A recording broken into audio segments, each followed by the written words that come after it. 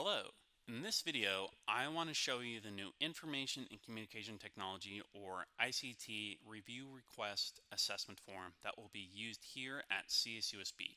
This form is used to give the campus an opportunity to review potential products for accessibility barriers, security risks, and assess how they may impact the campus.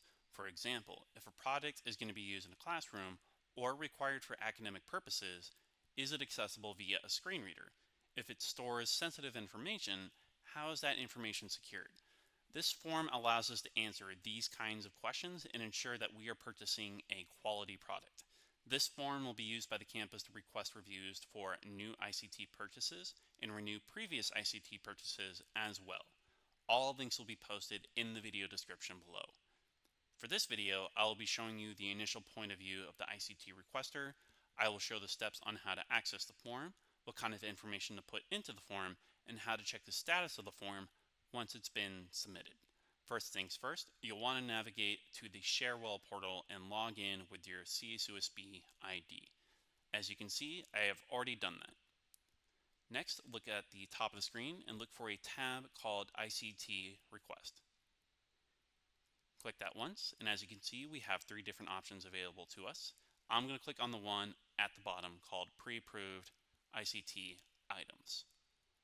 When I click on that, it will take me to a website that has a list of items that are already pre-approved for the campus. Items such as DVD players, hard drives, ink, mice, keyboards, and many other things do not require an ICT form. So if you're filling one out, be sure to check this form first and see if your item is on this list. Next, I'm going to go back to the Cherwell portal, click on ICT Request, and then click on New ICT Request. On the first page of the New ICT Request form, you'll be filling in information associated with the requester as well as the product. For this, I will be putting in some information associated with myself. I'm going to go to Requester Information and then click on the search function. And I'm going to be putting in my own last name.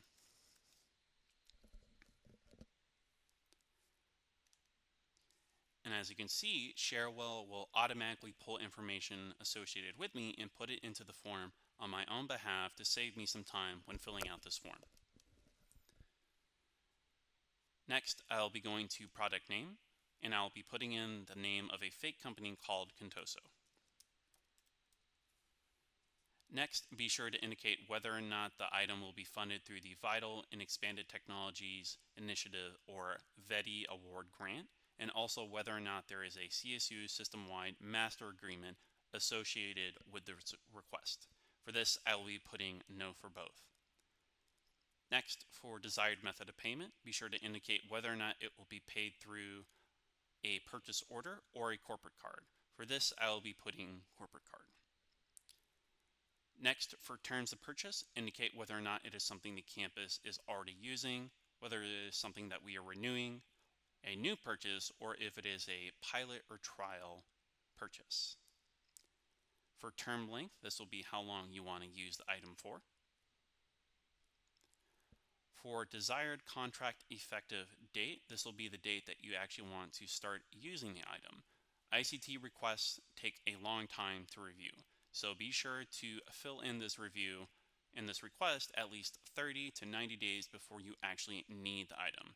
In this case, I will be putting in September 10th to make sure that I have ample time before I actually need this item. For expected costs, I will be putting in $10. If you are unsure what to put for this, hover your cursor over the eye icon for a little bit more information on what you could put in here if you are not sure. The same thing applies for the after the fact purchase question at the bottom of this page.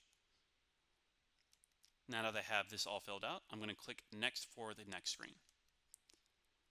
For product use impact, be sure to be as descriptive and honest as possible to help facilitate a fast and effective review process for your request. For this, I'm going to go ahead and put faculty and staff, in that there are 25 to 99 users for this particular product. This will also be a non-public or office restricted access location. And this is also going to be something that is not required for academic purposes. This will be the component of a website. And for these two text boxes below, be sure to be as descriptive and honest as possible about your ICT request. The more information that we have, the easier it is to facilitate an effective ICT review process. For this, I will be describing Contoso as an application deployment platform.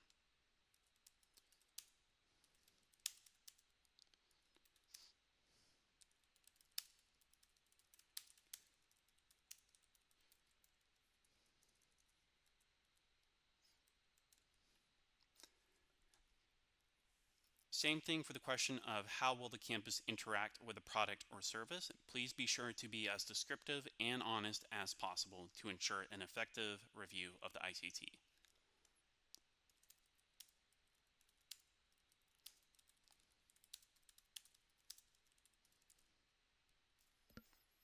Once you have this filled out, go ahead and click Next for the next screen.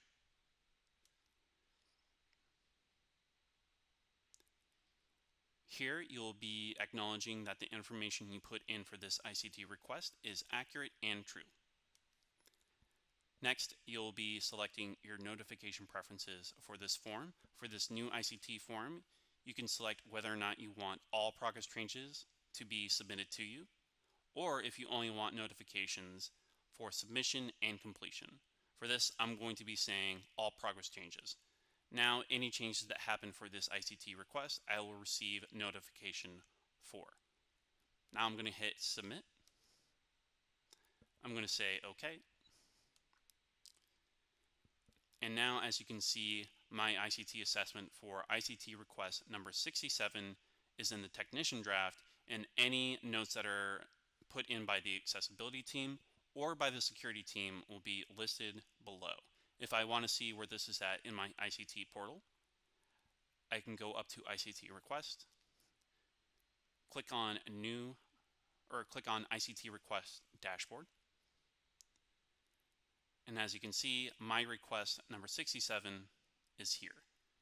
Any changes that happen on the accessibility side or the security side will be reflected here, and you will receive a notification for.